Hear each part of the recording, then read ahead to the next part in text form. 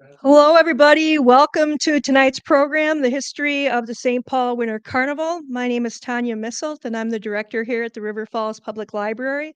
I'm very excited tonight about the program. I actually live in St. Paul, in downtown St. Paul, in the old high-rise, sort of high-rise building that overlooks a lot of the activities for the Winter Carnival. So this is um, even more interesting for me. So the format tonight is three-pronged. We have this in-person program. We have a live program going on virtually. It's also recorded to view online later, or we have a lot of people who actually like to watch from home, or they like to watch it recorded because they come home from work late. So we'll be, catering to both all three of those audiences.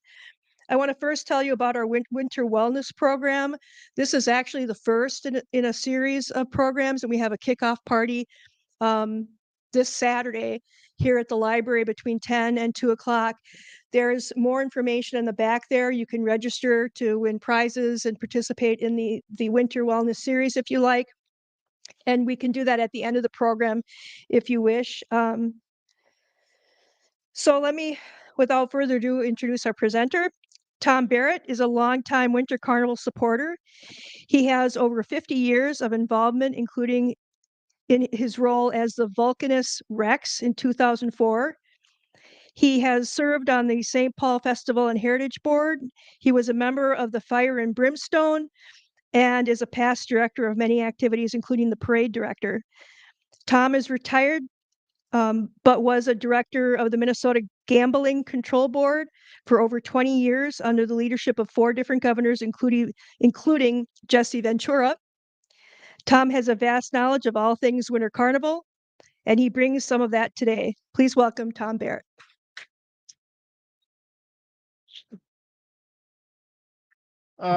Thanks, Tanya, and thank Kim sitting over there, my technical advisor. Welcome, and to all the folks at home. Hopefully, you're not driving, but you're at home listening. But yes, I'm Tom Barrett, and when I was asked, geez, back in October, I think it was, to make a presentation, and Tanya said, "Well, geez, can you come right before Carnival?" And it's like, no, that's our busy season. So, thank you all for being here. This is good. Those that are in attendance, I gave out one of my collectible baseball cards. So if you're not here, sorry, you can get it on eBay for 25 cents. Um, a couple of things. I want to go through a lot of the history, and hopefully I won't bore you, but I think you'll find some of the tidbits interesting. With that said, just about anything you want to know about the St. Paul Winter Carnival, you can find in this book. It's called Fire and Ice. It was published back in 2003. It has a lot of great pictures, old pictures, a lot of the history of the carnival legend. So I encourage anybody who's interested to go online. I think there's some used books out there relatively cheap. I know the library's working on getting their own copy here. But what I don't cover tonight certainly is available in the Fire and Ice book, written by a wonderful lady. She's no longer with us, Moira. Had the pleasure to meet her years ago, and we talk about the history and stuff, and she just really nailed a lot of the good information that we pass on to ourselves as well as other generations. But how many people here, and maybe at home, I can't see the how many we got? A couple hundred at home at least. Good. I think there's 5. How many people here have participated in Winter Carnival? Good. Geez, nearly everybody. What's the first thought that comes to mind when you hear St. Paul Winter Carnival? Cold. Okay, good. What else? Hail Boreas, the legend, toward the parades. A lot of people say Vulcans. Thank you. I'm a former. The medallion. Yep.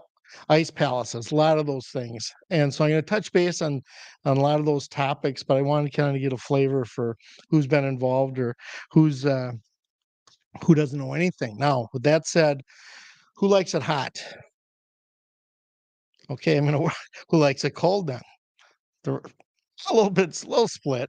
All right, well, obviously, I'm one of the guys that likes it hot. I'm a former Volcanus Rex. I was privileged to be the king, the true king, as we say, back in 2004.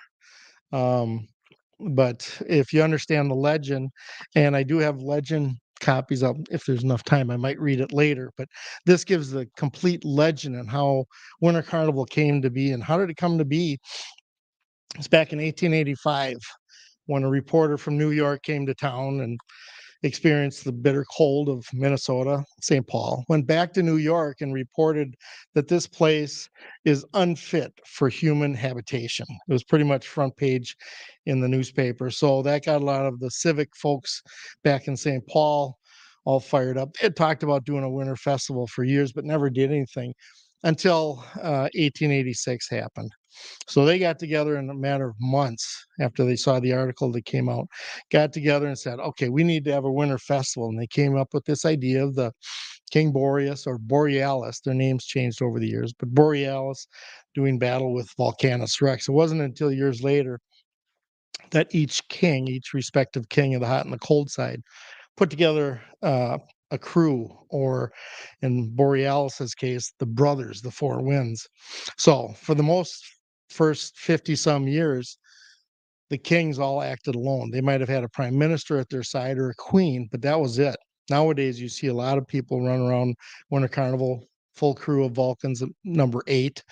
Then they got Boreas and his winds, north, south, east, west, representing. Then each one has a princess by their side, and then, of course, the Queen of the Snows. But to understand the legend and what it all meant back in 1886, they looked at, we got to have some big draw. Well, geez, Montreal has these ice palaces every year. Why don't we do an ice palace? And it just so happened, unfortunately for Montreal, they were dealing with smallpox. Okay. So the architect that was supposed to be up in Montreal working on their ice palace that got canceled. So they said, come on down to St. Paul, design an ice palace. And he did. It was one of the biggest. Back in the day, there's 18,000 blocks of ice that costs all of $5,300. Quick comparison, the palace, the Super Bowl palace in 92 that was on Harriet Island, that was less blocks, 18,000 blocks at a cost of 1.1 million. So what a difference a few or 100 years makes. But it does come down to the two legend characters and what they represented. Now, again, this was 1886, so they happened to pick two gentlemen that were they were war heroes in the Civil War. Okay, one was a general, one was a colonel, and so they described, well, here during our festival, you represent cold, you represent the hot, and you kind of do these mock battles throughout the 10 days of Carnival. Oh, and by the way, we're going to have a bunch of parades. We're going to have ice sculpting. We're going to have snow sledding, toboggan runs that were really popular. And a lot of it all centered on the 1886 Ice Palace. There was 3 toboggan slides, an ice rink, this huge reception room. Unbelievable when you think of what went into it. And it was one of the first structures in St. Paul to have electricity. Not many of the other buildings had electricity, but that was just coming into play as well. So when they created the legend characters, when they liked it hot and they liked it cold, but it was during the Winter Carnival where they did their mock confrontations. But it was at the end of Carnival where they're going to have the dethroning, where they kind of Volcanus Rex steps up and kicks King Boreas off the throne, which signals an end to winter. And that's kind of the lore we talk about. Why do we have a carnival? Well, we celebrate all things winter, frozen lakes, and then we need to get rid of the cold. So that's why we have Volcanus Rex to do mock battles with Boreas. And at the end of the 10 days, they kick Boreas off his throne, and that signals an end to winter. So if you understand that basic concept, but that's where we go into schools and my own experience when we'd travel to schools or nursing homes, you would see, like I just asked, who likes it hot, who likes it cold, and you can see the almost the competition build. So we went into a school once and they had already been prepped with King Boreas that came in a half hour earlier. And so I get up there with my crew and we're talking about, geez, do you like it hot or you like it cold? And they're cold, cold, cold. And I said, wait a minute. So you want it cold all year long. We're the guys that bring summer vacation. Poof. Then they all changed and they all wanted it hot. So pretty easy, but it's those kind of little mock confrontations that has survived over the years. But back to 1886, when they got everybody together, there's over 100,000 people that were participating or watching the final, the grand torchlight parade where they all marched, made their way to the Ice Palace, fireworks everywhere. And when it finally came time, and again, these were a lot of Civil War veterans and people of notoriety that showed up. There's people that came from Missouri, Montana, learning or hearing that, hey, we're doing this mock battle, join us. And this was their comrades from the Civil War join. But it was back with the final that they had Boreas had his flag on top of the Ice Palace. And what was it? It was a polar bear. Oh, how ironic is that? But when that came down, and what did we see going up? The stars and stripes of the U.S. flag, and that got everybody cheering. So that was back in 1886, and like I said, it brought together Civil War heroes, the people from across the country. It was a good kickoff to a great. So everybody says, "Well, we got to do this again next year." So we had, and I'm bringing this along. It's a little visual. This is a lithograph that was produced by the Pioneer Press back in 1887, but it depicts the palace that was built back then, along with the same architect from Montreal. But you can kind of see the depiction of the people. And again, they didn't have photographs back then, but they had the lithograph. And why did the St. Paul Pioneer Press put this together? Editor of the Pioneer Press Dispatch was the lead coordinator for these early festivals and parades. And he had a lot to gain, or they had a lot to gain by the added publicity, bringing people to St. Paul and selling their newspapers. But it's that kind of design. We had George Thompson was his name. He was the editor of the Pioneer Press. But the back to that first year, I think, or did I mention 9 parades? Did I mention 9 parades? They had 9 parades in 1886 and almost as many in 1887. It's phenomenal. Today we have 2, but they're still pretty big in terms of the Grand Day Parade and followed by the torchlight at the end. But when you see what it took to put on all the parades, all the coordination. In fact, I think it was in 1887. Um, they had the parades, but they also had a parade just for dogs. Okay, 175 dogs participated, but it brought the people out. It was truly amazing. Um, moving on, in 1889, it was too warm. So no ice palace was the first say there's not gonna be an ice palace. We kind of hear that now. We hear a lot of events being canceled, unfortunately, due to the warm weather. But we're going strong here in St. Paul. I think next Tuesday is where we start the snowmaking machines out at the state fair for our snow sculpting competition. We're already talking with the ice makers. It's not, we don't rely on the ice for the ice sculptures. That comes from a vendor that makes the ice. So there shouldn't be any problem. But the worry is if when Carnival happens, it's too warm, we lose some of the blocks due to the weather. That's happened in the past. We make the best of it, but we're going full strength with all the activities, the parades, like I said, the ice, snow sculptures, a lot of the activities. So that's one of those I'll say right now. Come to St. Paul and have a good time. Okay, and moving on to 1916 because we had the early years. World War I was happening, but Louis Hill, the son of James J. Hill, took on the responsibility back in 1916, 1917, 1918 to coordinate all the activities with the Winter Carnival and the things that were happening there, including, again, ice palaces. Now, Louis Hill, well, why is that? Well, James J. Hill was helpful, instrumental in those early years as well. Why? His railroad. Okay. He wanted to bring people to St. Paul. There's advertisements you'll see in Chicago and some of the southern states encouraging people to come to St. Paul or head out west via their railroad to Glacier Park. Um, so in the 16, 17, 18 period, Louis Hill stepped up. Why? Well, unfortunately, James J. Hill passed away 1916, about 5 months after the Winter Carnival took place. But he was a master promoter, just like his father was. He got the crowds, he got the businesses. When you look at the participation of businesses in the community, everybody had a marching unit. What's interesting to note in 1916 they had 108 queen candidates. This year we got 9, which is good, but 108. And that's because they went out to every business in St. Paul and said, you got to have a marching unit and you have to put forward a queen candidate. So they did. They did. And it included a 9-month-old baby. Okay. Well, what happens at the coronation? King Boreas could not decide which one to pick. So what happens? He chose them all. So we had 108 women act as Queen of the Snows. They had one for photo purposes called the Carnival Girl, but 108 were picked to be the queen. It's all in the book too. Um, so what happens the next year? They said, well, we're not going to leave it up to Boreas to pick his queen. You know what? We have a dog sled race. So we're going to have the top three finishers of the dog sled race pick the queen. Okay. So what happens? The three winners, the first, second, third place winners, couldn't agree on a queen candidate. So they had three queens that year. Yeah, indecisive, but that all true, all in the book.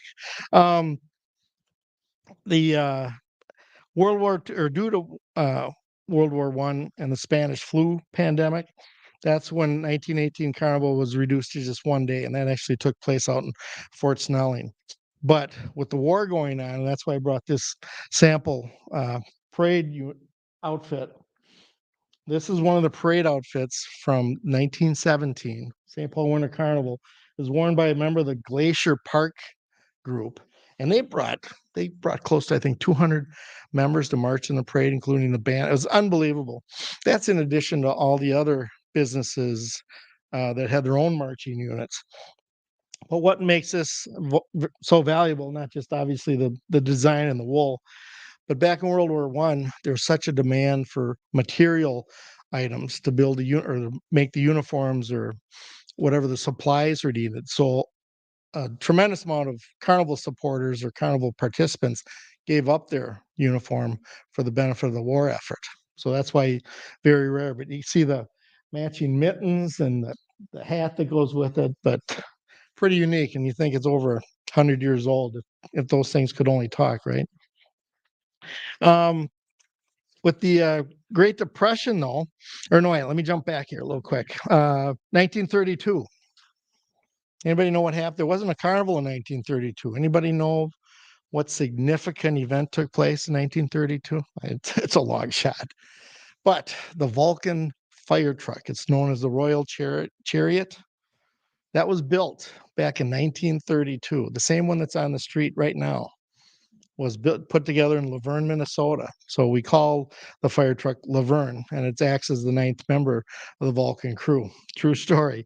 Um, I think the original piece of equipment is probably maybe the frame, but we've replaced the fenders, obviously the engine, the transmission, all that stuff. But it is truly still the original serial number that rolled off the Laverne uh, uh, truck line back in 1932. So a little bit of history there. Um, the Great Depression that brought really a stop, obviously, to all things carnival, all things business, our lives. So there's a long period of time that there was no carnival. Obviously, it was people were just striving to stay afloat. But towards the end of the depression, and we won't get into the prohibition and the gangsters in St. Paul. We could save that for another presentation. A lot of good history there. Okay. But back in 1937, they finally said, hey, let's get this Winter Carnival back together. And they did, complete with another ice palace. So you look at some of the things that took place back in 37. It's been a number of years, right, that there was any parade or anything. Well, the organizers said, we want to be like Macy's. And what do we all think about when we hear about the Macy's parade? The big balloons. Right, right. Big balloons. So they said, we're going to do that here in St. Paul. So they get these big balloons, and the Grand Day Parade comes, and they inflate them. Well, it's really cold, not as cold as, or much colder than it is in New York where Macy's takes place. What happens? These things don't fly; they're going along the ground. And so, for all these big balloons, they're trying to pull through the streets with the crowds and everything. Yeah, unfortunate.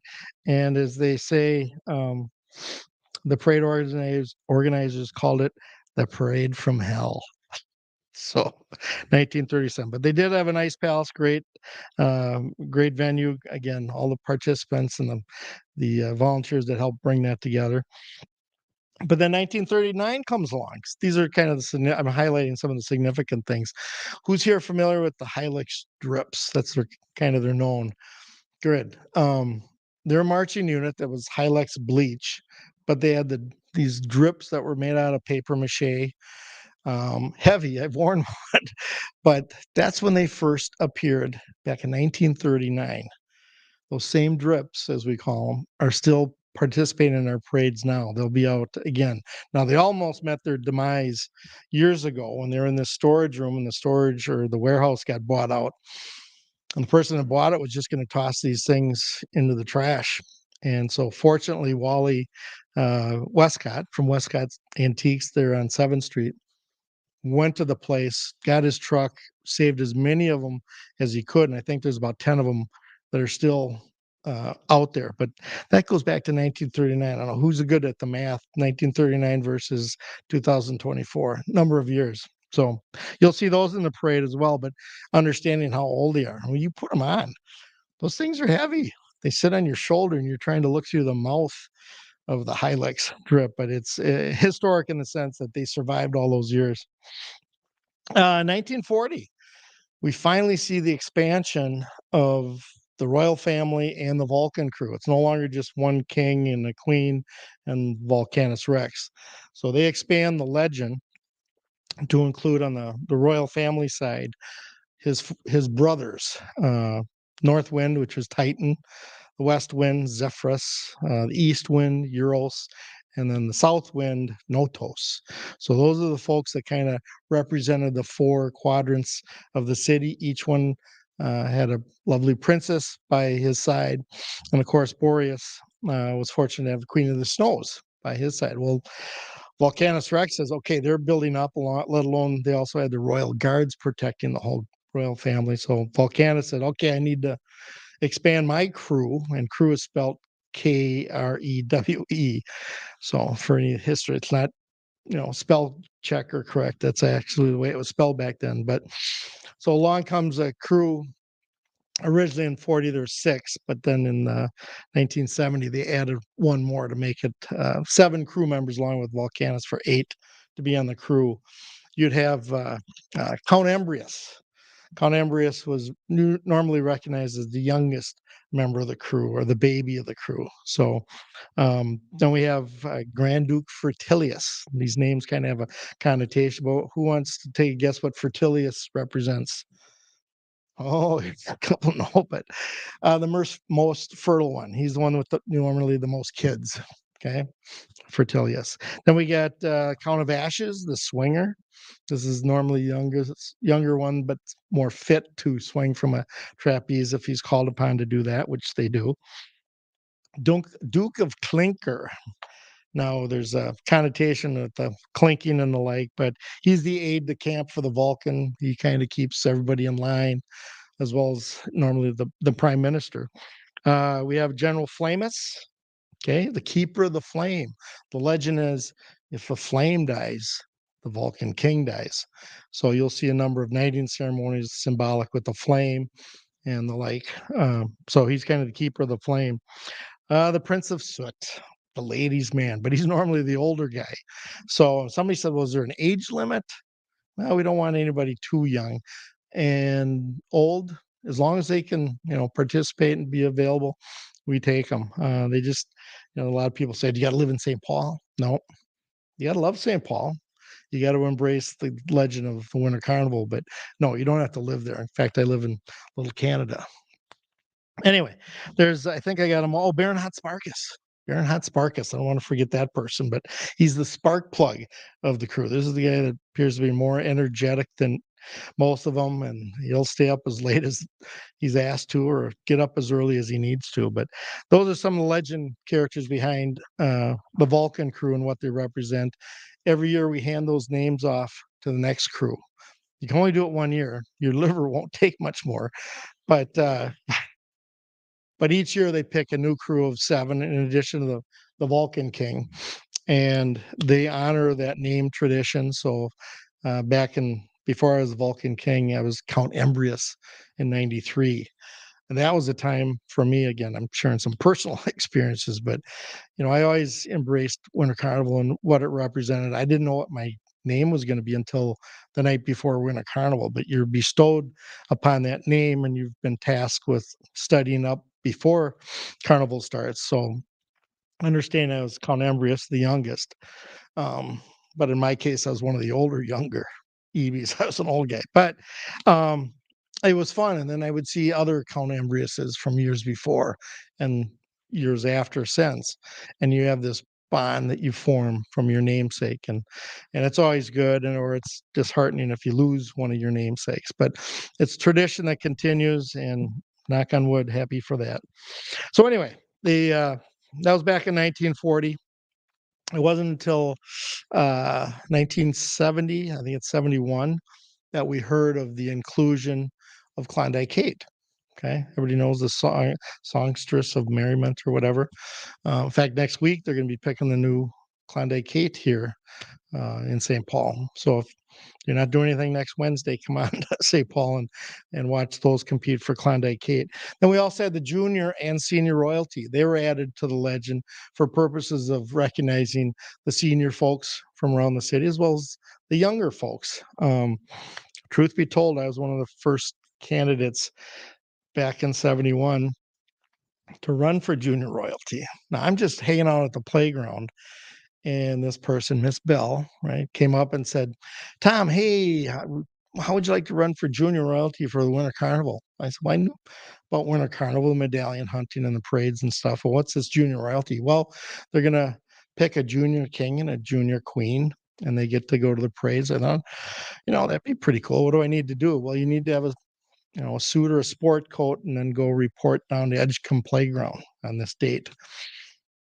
So I thought, I'm going to do this. I never told my parents. I'm whatever, eighth grade. I thought I'm just going to get dressed up, and I walked, geez, 3 miles. Anyway, long story short, great event. I had this lovely lady, Kathy McDonald, on my arm. Did everything was required, but came the selection. I went home a loser. I lost to the kid across the street from me. But yeah, I got to let it go. No, but the girl back then, girl I escorted, Kathy McDonald, won the Snowflake Queen. So that was pretty cool. And we still stay in touch to this day. But anyway, back 71, the legend was expanded to include those characters as well. Now, jumping ahead to the 40s, anybody know Cap Wigington? That name? Okay. Really famous in across the country and specifically in St. Paul, but he was the nation's first black municipal architect. And Cap was called on to design some of the ice palaces back in the early 40s. Two of his designs, 41 and 42, were actually built. The other couple were due to some weather issues that they couldn't be built. But he has over 60 buildings still in operation, primarily in St. Paul, but around the country in terms of his design, his design skills. And what I found interesting when they reached out to his kids, their kids said their father enjoyed designing the ice palaces the most out of all the buildings he's done. I think that's pretty cool. But if you look him up in the history books, Cap Wigington, really a great person. In fact, if you're familiar with the water tower in St. Paul, Highland Park, yeah, he did that one as well. Some of the more notable events in 1941 involve Volcanus Rex. Now, the Vulcan kings, as well as Boreas has a scepter.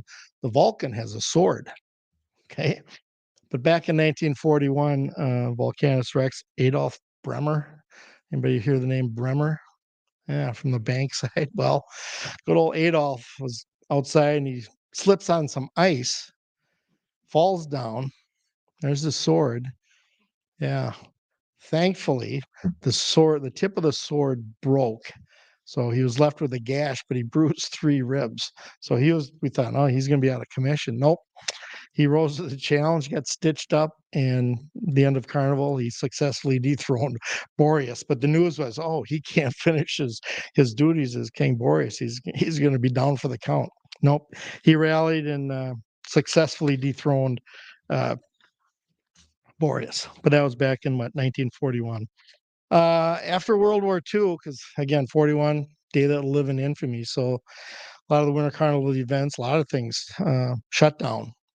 It was jumping ahead to 1946. War's over, victory, right? Great time in America or across the world. So they decided to have a victory parade. And so what was so cool, and you read some of the history books on this, is when the veterans came home successful and newsworthy. So they promoted the victory parade. And what was nice is they allowed any veteran that came back from World War II to march in the parade. And they gave them a special button. And in fact, this button, I brought one with, very collectible because they only went to the veterans where they could put their name on it. It's not the regular Winter Carnival button. There's plenty of those, but it was a button designated just for the veterans. That was the good side. The bad side, kind of, many veterans participated in the parade in 1946. It was their parade. It was the victory parade. So along the parade route, a lot of folks had what they called thank you beverages of thanks. Yeah, you already know where I'm heading with this. So, one, two, needless to say, there's a number of veterans that, due to the beverage of thanks, they couldn't finish the parade, but they had a good time. They had a good time. Yep, true. 1947 and 1995, the names George and Shirley Shoemaker. Okay, they and their company were responsible for hundreds of floats that you would see in the Winter Carnival parades, Aquatennial parades, Rose Parade. They designed so many of the parades. In fact, Winter Carnival participated in a number of parades back in the 60s and I think early 70s at the Rose Parade, one of the biggest in the country when it comes to the design and all the floral. I had the privilege with my wife to go out to the Rose Parade a couple times, and it's just you see what they do compared to what we do now. I mean, it's a world of difference, but different money, different. Anyway, the shoemakers, phenomenal in all their designs. In fact, the son is talking about it, and hopefully he will write a book on all the different floats that many of us would recognize, or if you're familiar with the Hams beer, right? Big sponsors back in the day with the Winter Carnival and the logo, to design a number of those flag or floats. But what's of point or interesting point is if you go to the state fair, Minnesota State Fair, I forget I'm in Wisconsin. How many viewers we got at home? 17. Hey, thanks for thanks for tuning in. Anyway, if you go to the Minnesota State Fair, you know the state fair mascot, Fairchild. There's a structure, for lack of a better word, structure by the main gate up by the administration building of Fairchild. It's by the band shell. Anyway, the shoemakers designed that, built or designed and built, had that built. So there's still remnants around the city that you'll see from their great efforts. um, the medallion hunt. That's one of those key things. A lot of people look for I looked for the medallion, never got lucky. We were always close, right? Everybody that hunts, I was that close to it. But that started back in 1951. And that was at the urging of the Pioneer Press. Again, a way to get readership, buy a paper, read the clues. But it was also tied into the purchase of a Winter Carnival button, and you would register that. So if you found the medallion and you had a registered button, and the prize money was double. Really popular, and it still is to this day. The unfortunate part is Pioneer Press now said, "No, we'll just do our own thing. It'll be part of Winter Carnival. That's not a problem, but it's no longer tied to the sale of buttons. Sale of buttons for Winter Carnival is number one fundraiser to help pay for the parades and the expenses. So that kind of hurt, and maybe they'll rethink and come back to supporting. Which I did bring some buttons tonight if y'all want to buy some. Um, but that was 1951, and you look at they wrote books on where the previous medallions have been hidden, and there's carnival or medallion crews that'll go out looking for the medallion, and they get together and they plot out where was it before and how does this clue. It's amazing, but when you sit down and talk to some of these folks that are really into it, they start day one, even though you know the medallion is hidden in Ramsey County. That's pretty much the first couple clues, right? And don't go on a golf course. But they start plotting out where it could be, where hasn't it been, and it's amazing. I had a good friend that found it one year, and he's one of those guys you just want to go, oh, geez, really? Because he wasn't looking at all, but it was getting towards the end of the clues. I'm going to go out and check it out. And thousands of people around, right? And he just happened to kick over the right piece of snow and found it.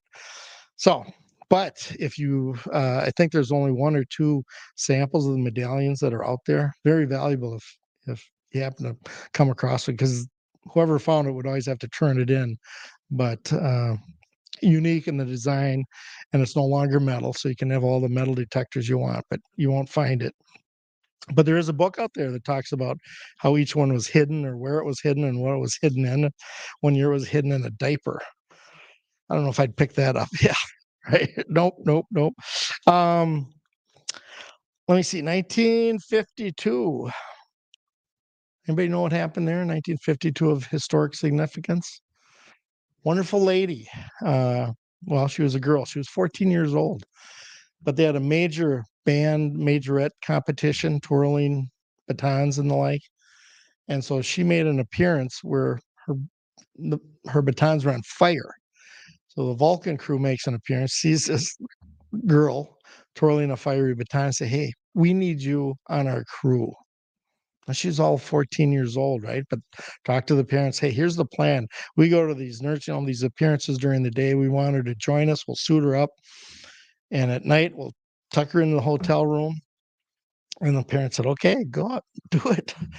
I know. Would we do that today? Probably not.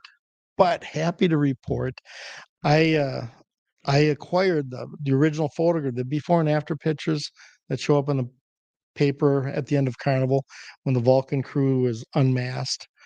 So here I got the before and after pictures from 1952 that included Kitty Ryan. That was her name. That's all. But she was in the pictures as one of the Vulcans.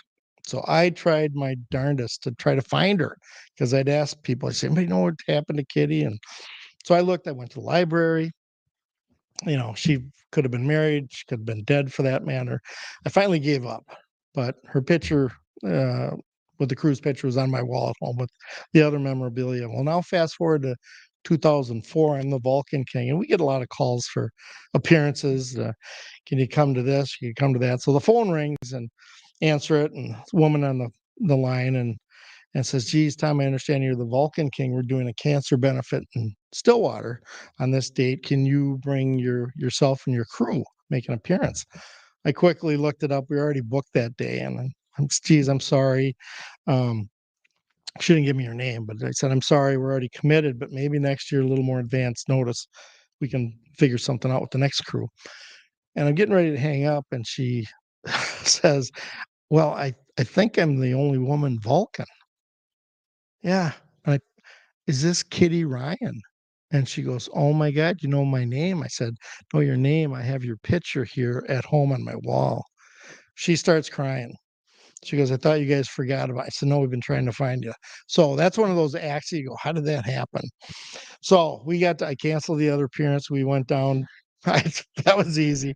Um, Great time. We just had dinner with her and her husband just a month ago. She's going to be part of our Winter Carnival events. The news grabbed onto this story. Carol Levin did a special tribute to her. If anybody gets Minnesota Monthly, she's going to be one of the featured articles this month, talking about where are they now. But it's a great story to think, geez, how did it come to be with a youngster, 14 years old, and now uh, the only surviving member of that Vulcan crew. And again, she was only 14, so I can understand, but great lady. Super. She's a cancer survivor herself. I could go on and on, but just a fabulous. So that was a little bit of the highlight going back to 52. 56, we had Peter Popovich. He was the Volcanus Rex that year.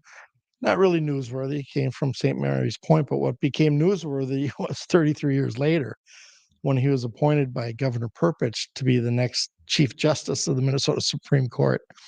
So a lot of people say, well, you Vulcans, you're just, drinkers or whatever. No, we've had Supreme Court justices, obviously lawyers, doctors, as a gambling guy, state employee, civil servant, but we come from all walks of life, just like the royal family. But that is a little bit of newsworthy. Was there ever a Boreas that was of title, such as Mr. Popovich? Yes, way back in 1896. Another person was also a Supreme Court justice, but we kind of raise our own or toot our own horn when it comes to Mr. Popovich, whose son also later became a Vulcan and a Vulcan King back in 85. So the legend continues. 1962, the first hot air balloon race in the country took place here as part of here across the river, St. Paul Winter Carnival. And it went on for a number of years. Really enthusiastic. I know nowadays they have the Hudson Hot Air Fair, which happens at the same time as our Winter Carnival. But all good. I know any community wants to get people out and enjoy the winter, but for years the hot air balloon event was huge, and it was started by a person by the name of Don Picard. I don't expect you to remember that person. Was actually his parents. They're also hot air balloon enthusiasts and set numerous national, international records for height, distance, and the like. So when he came and said, "Hey, how about having a hot air balloon race?" He came with obviously all the experience and the like. And that went on for a number of years and then discontinued. I don't know if it was Hudson Hot Air Fair taking away the balloons, but we did do a 50th anniversary reenactment of the hot air balloons. And I happened to be in charge of that, but it was out at White Bear Lake. And you get all these balloons. We had, I think, 15 at the time. So they're on the lake and they're all inflated. And if you've never seen a hot air balloon inflate and go, it's quite amazing. But being in charge, had this balloon and that balloon set up for media and different dignitaries and the like. Well, one of the TV stations didn't come to get on the balloon, and so my friend Tom, why don't you and Wanda come along for the ride? I'm deathly afraid of heights. I said, no, no, no, forget it. No, no, no, ain't gonna happen. I got to clean up after you guys leave. And he goes, clean up what? And it's true, there was no trash on the lake. So I'm kind of running out of excuses. I said, all right, well, what if we get up there and I get sick or just sit down or close your eyes or we'll just drop the basket down. Now, again, I drive over the new bridge in Stillwater. Just driving over it, I get weak in the knees. It's that bad. Anyway, we lifted off. I don't know how to describe it other than I didn't have any problem. I'm looking over, I'm yelling down to people on their deck and had a great time. So if you ever get a chance to fly in a hot air balloon, I encourage it because it's great and they know their stuff. Anyway, that was back in what did I say, 66? No, 62. 66, we had the first snowmobile race from Winnipeg to St. Paul. Again, another event that we don't do anymore, whether it's the insurance or the liability, whatever. But that was a huge, huge activity all along the route, not just in St. Paul at the finish, but you would get these bitter cold days where these people are flying down the roads in their snowmobile, whether it's breaking down or whatever. But of note was 1971, first and only woman to finish a snowmobile race. All she had with her was a spark plug wrench, but she made it. She made it. She didn't finish first, but she was, was able to show up the guys going, I can do this. You can do it too. So that was pretty cool. Yeah, 82. Now we're getting into more modern times, but bitter cold, really, really cold during the carnival. And they're talking about canceling it. They're going to shorten the parade. But St. Paul is also equipped with about 5 miles of skyways, which, depending upon the parade route, you'd have a lot of people in those skyways where the parade would go under. And so the idea is let's put the parade on the skyways. And they did. And so the people that were up, or they, did as much encouragement to, hey, the parade's coming. It wasn't as big, obviously, no floats or anything, but they had the legend characters and some of the visiting folks bring the parade inside of the Skyway. So that was unique. 1986, that's the 100th anniversary of the 1886 palace. So we're going to do it upright. They had a beautiful palace that was situated on the shores of Lake Phelan, if you're familiar with Lake Phelan in St. Paul. One of the highest to this day, I think, highest towers that was built. It was supposed to have two, but again, limited ice back then and time. But they built it when they capped it off with the American flag at the top. Everybody that was out at the park just big celebration. One of the coordinators of that whole ice palace was a gentleman by the name of Bob Fletcher. Now, not the Ramsey County sheriff, but it was his dad that helped put it all together with a lot of the other architects. But that was a great celebration. We were out there. It was another bitter cold time for the actual parade. But the people, whenever there's an ice palace, people from all over the world come to St. Paul to look at it, to enjoy it. But that was one of those cases where it's just phenomenal. Now, if you were to drive between Phelan Park and the golf course, Phelan Golf Course, there's a beautiful monument. It's a good 20 feet high. That's symbolic of the palace that was built, but includes all the volunteer names that helped put it together. So if you get a chance to swing by, it's right between the golf course and Lake Phelan. Now, there was talk at one time to move that monument to a place that's more visible, and a lot of the volunteers that worked there said, "No, this is where we built it. They'll find it. The people that want to see it, they'll find it." So it's still there, which is a good thing. 1992 Super Bowl comes to town. Not St. Paul, Minneapolis, but the folks in St. Paul were tasked with building yet another ice palace, a super palace, as we called it. That took place down here at Island. Phenomenal. Again, people from all over the world came to St. Paul. If they only charged $1 a car that went through here at Island, they would have been flush with cash. Unfortunately, they didn't do that. Uh, and that was the year they lost a lot of money. They had to file for bankruptcy, unfortunately.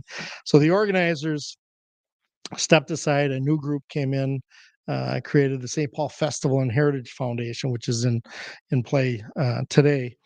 And that was in 1993, which is when if you were listening, I was Count Embrius back in '93.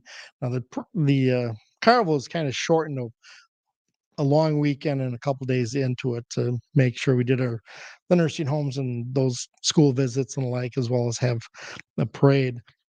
But I was happy to see it still be a part of it, and the people that came out to participate in the '93 activities. Even though it was shorter, it was just as great. And now obviously it's still going on today. But um, the next big one was 2004. Now, what happened in 2004 if you're paying attention? Okay.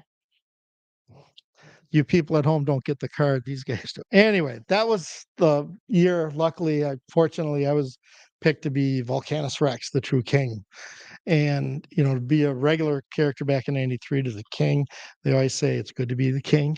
It was. It was fabulous in terms of the appearances we made, the smiles we brought. It was cold, don't get me wrong, and thankfully with the Ice Palace, it was all tied in with the NHL, brought their all-star hockey game to St. Paul. So the Ice Palace was right across the street. My crew spent more time at the Royal Boreas's Ice Palace than he did. But people were coming. I have a picture. Oh, I get it. Picture that was on the front page of the paper. Okay. But there we are.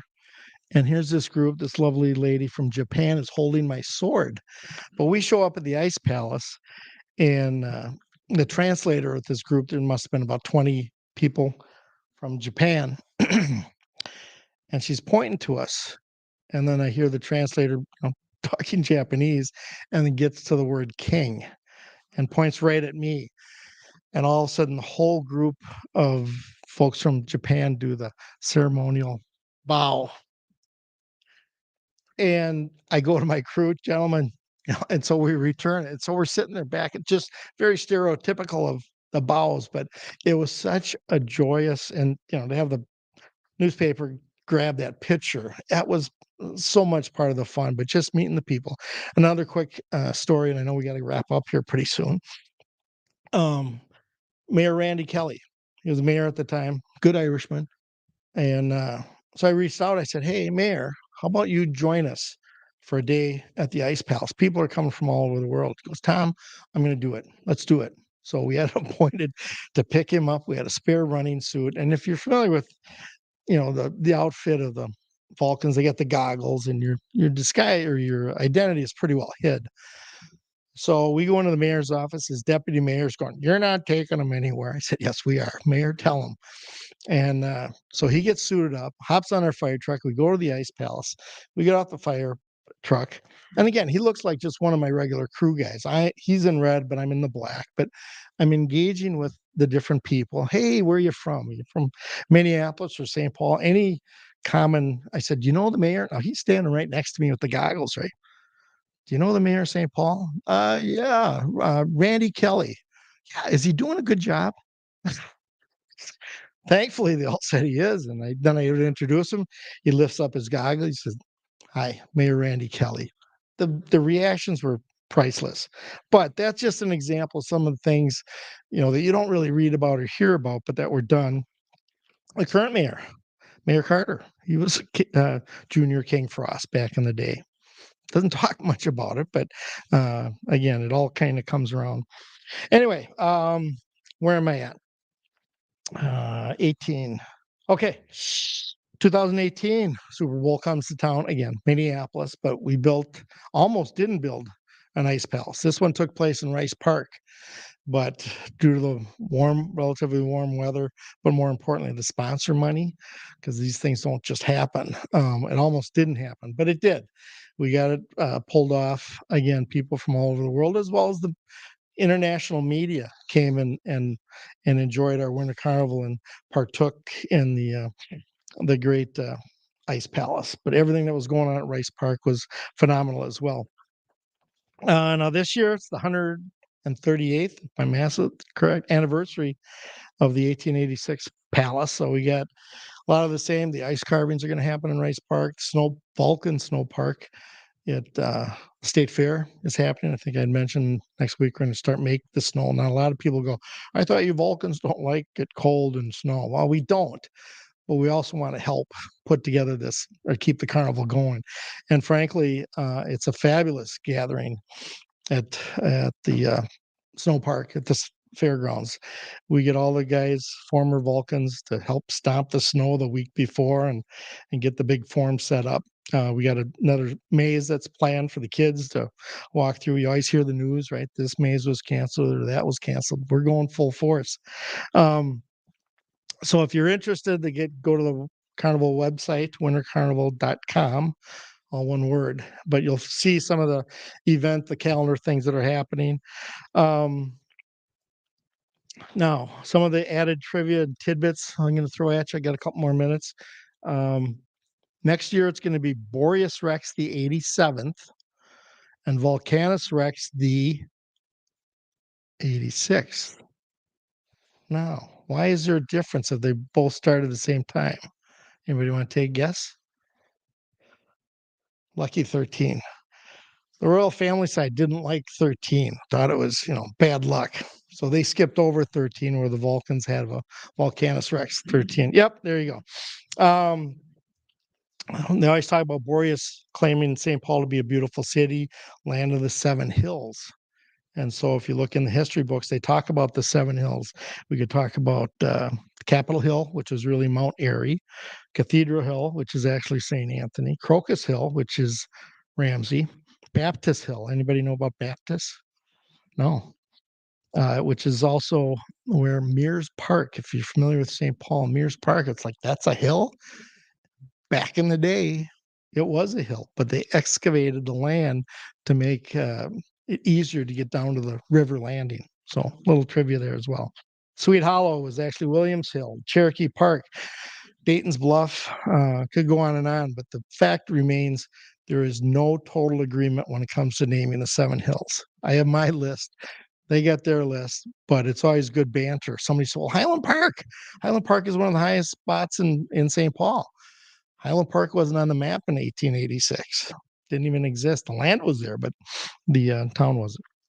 Some of the celebrities that came to St. Paul Winter Carnival: Ed Sullivan, Johnny Carson, Dinah Shore, Buffalo Bob and Howdy Do, Gary Moore, Carol Burnett, the stars of Bonanza. Who remembers Bonanza? Yeah. Did we have a U.S. president come visit Winter Carnival? Ronald Reagan, not when he was president, obviously, but back when he was still a star and before he was governor. Steve Allen, he did the whatever show or live for a week. John Provost, anybody know that name? John Provost. You might know him as Timmy and Lassie. Yeah. So Timmy, John brought along Lassie. They participated in the parade. I could go on, but how about Leonard Nimoy? That was a good one, right? True Vulcan. So had a lot of had a lot of fun when he came to town, and he was very nice. He actually set up a special breakfast that people could enjoy. So I think I'm going to wrap up. I think I've shown what else. Oh, here's one envelope. Each ice palace had their own post office.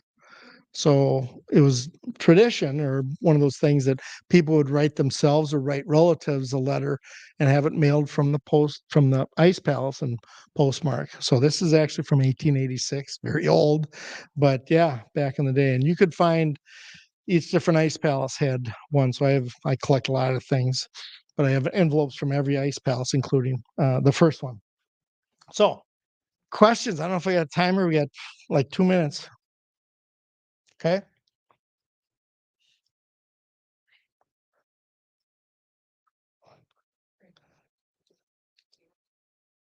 Good. Now, Captain Kangaroo was one of the celebrities that came to town. Um, I'd have to look at the archive, work with the Minnesota Historical Society. Have tremendous history of photographs, videos, and the like. TPT just a couple of years ago did a phenomenal documentary on the Winter Carnival, and that's available. You can go online and check on that, but I'm not sure. But with that said, now let me share a personal story. I'm homesick from school. Okay, my dad was the garage ramp manager at the St. Paul Hotel, where a lot of celebrities stayed, and they still stay to this day. Anyway, phone rings at home, and it's my dad. Tom, how you feeling? And I said, well, I'm okay. I thought he wanted me to go back to school, but he goes, well, hold on a second. And Bob Kirshen, Captain Kangaroo, came on the phone. Said, I understand you're sick. Just wanted to call and wish you well. So that's tidbit there. Anyway, I digress. Any questions from a couple? Yeah, Alice. Good question. Is there a museum? And there's a couple of historical society. We give a lot of things. With that said, we give a lot of things from memorabilia and items of historic significance, including my trading card, which they gave back. So, and but there's a tremendous collection in historical society. Some years they put things out, but there's a lovely lady that every year, and I think she's doing it again this year, is putting together her whole collection. It's in Landmark Center. You get an opportunity; it's free, but you would see things. I see things that I've never seen before. So but nothing truly organized. But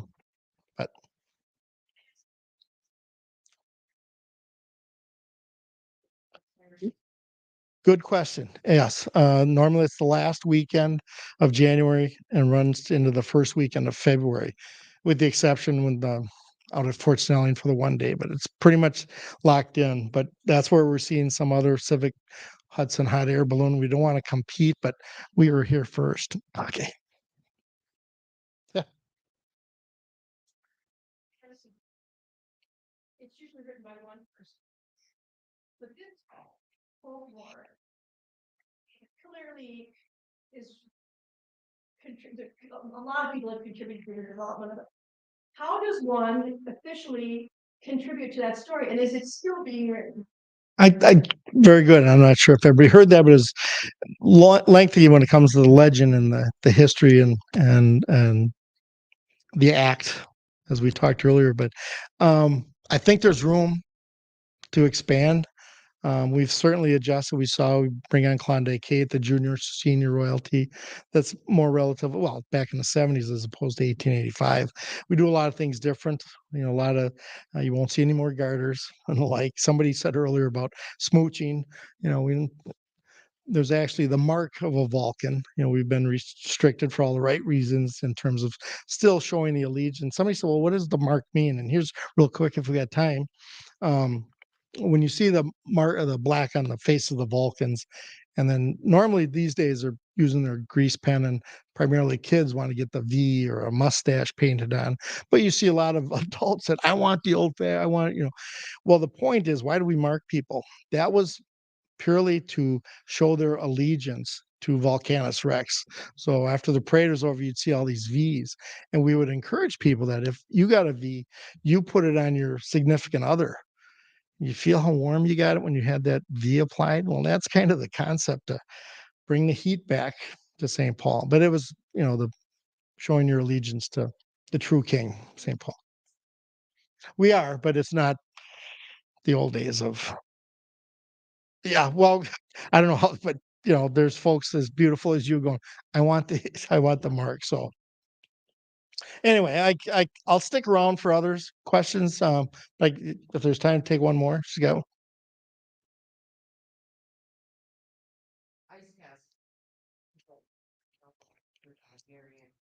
Yeah, yeah, thank you. They're kind of, you know where the Capitol is now, because the Capitol wasn't there in 1886. But if you're familiar with where the Armory is, right along the 94, yeah. And so the street, it was actually not a street, it was a horse path back then, but the horse path was called Aurora. Now, if you understand the legend, I can leave copies, but the Queen of the Snow's name is Aurora, so tied in. But there's again, whether it's in the book, you could plot out, looking up some of the research to see. There's on the other side of the Capitol grounds, there's Ice Palace. Um, yeah, I'm trying to think. Town and Country Club, if you're familiar with the golf course, Rice Park, there's been a couple. So thanks. Anyway, thank you for letting, I'll stick around, but I appreciate everybody being here tonight. Thank you.